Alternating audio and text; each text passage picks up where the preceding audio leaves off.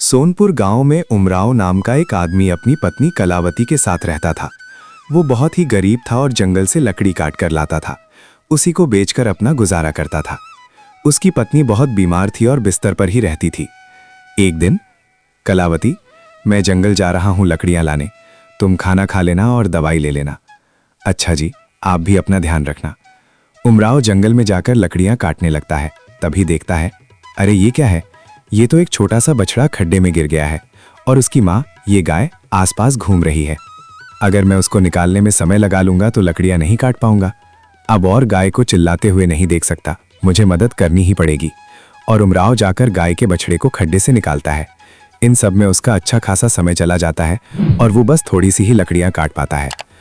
आज तो बहुत थोड़ी सी ही लकड़ियाँ कटी हैं, पता नहीं कैसे गुजारा होगा।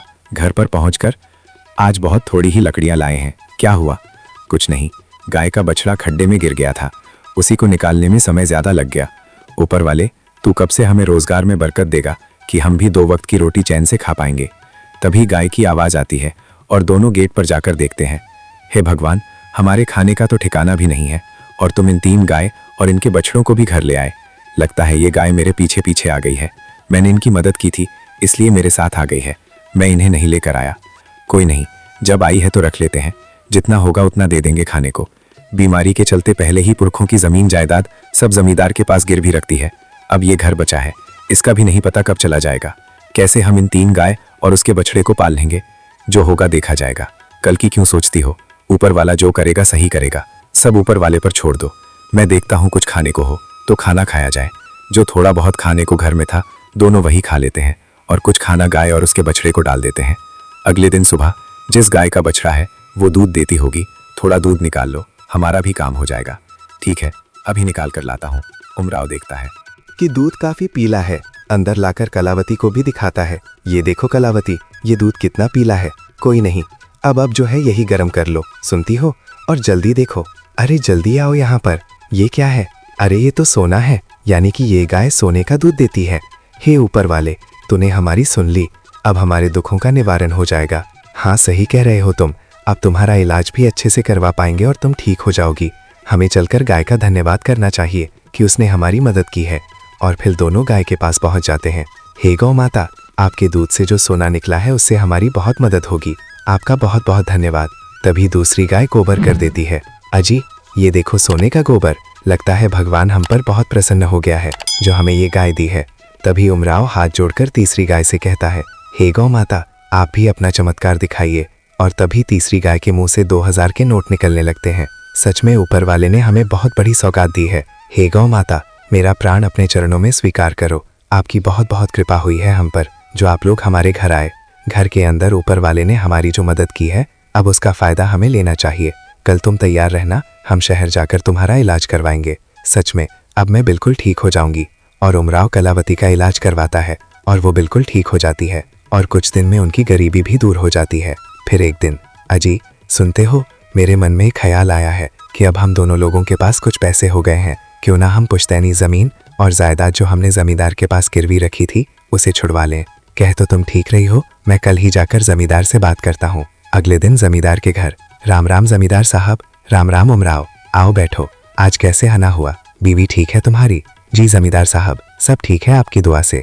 आपके पास जो मैंने अपनी पुश्तैनी जमीन और जायदाद रखी थी उसका जो हिसाब हुआ है आप मुझे बता दीजिए, मैं आपको दे दूंगा और आप मुझे मेरी जमीन वापस दे दीजिए।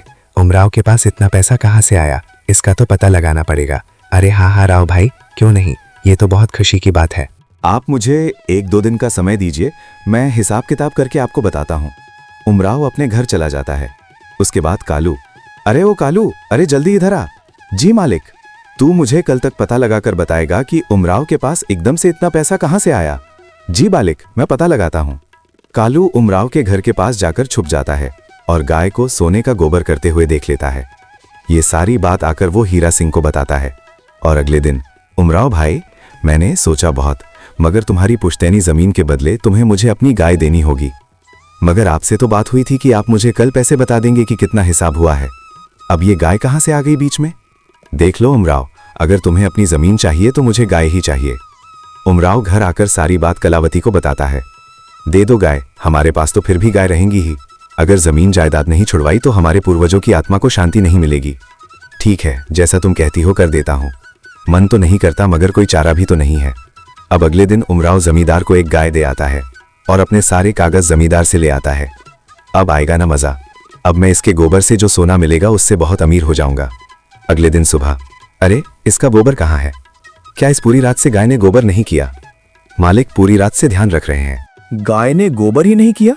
अरे बेवकूफ, तुमने गाय को ठीक से खाना खिलाया भी था या नहीं? और खिलाओ खाना गाय को, खूब सारा खाना खिलाना। और सारे नौकर मिलकर गाय को खूब सारा खाना खिलाते हैं, लेकिन गाय गोबर करने की जगह बीमार पड़ जाती है। कालू, तुमने मुझे बेवकूफ बनाया है। मुझे तो पहले ही लग रहा था कि गाय भी भला कहीं सोने का गोबर करती है। तुम उमराव को बुला कर लाओ। ठीक है मालिक। उमराव, तुमने ये ठीक नहीं किया। तुमने मुझे बीमार गाय दी है। मुझे नहीं चाहिए तुम्हारी गाय। तुम मुझे मेरे पैसे दे दो, वरना मैं पंचायत बुला लूंगा और तुम्हें जेल भिजवा दूंगा। अरे नहीं जमींदार साहब, अब मैं गाय को ले जाता हूँ और कल तक आपको पैसे दे दूंगा। उमराव गाय को अपने पास ले आता है और गाय उमराव के पास आते ही ठीक हो जाती है।